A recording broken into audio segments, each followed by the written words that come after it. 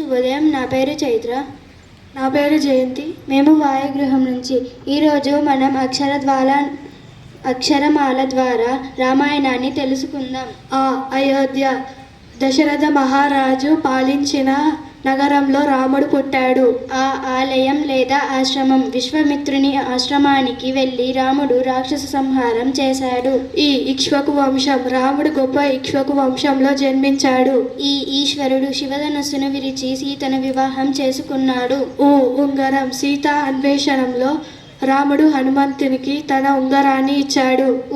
ఊర్మిళ లక్ష్మణుని భార్య భర్తతో పాటు త్యాగం చేసింది. ఋష్యశృంగుడు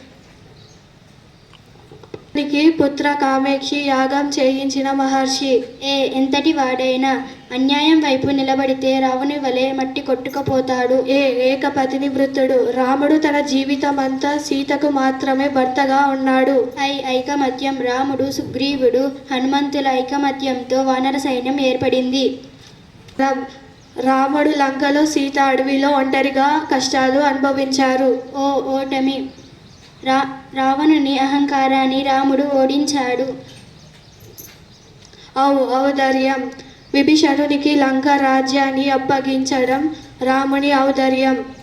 అంతం రాక్షసులను అంతం చేసి రాముడు ధర్మాన్ని నిలబెట్టాడు. ఆహా రాముని పితృవాక్య పరిపాలన ధర్మం చూసి లోకం ఆశ్చర్యపోయింది. ధన్యవాదాలు.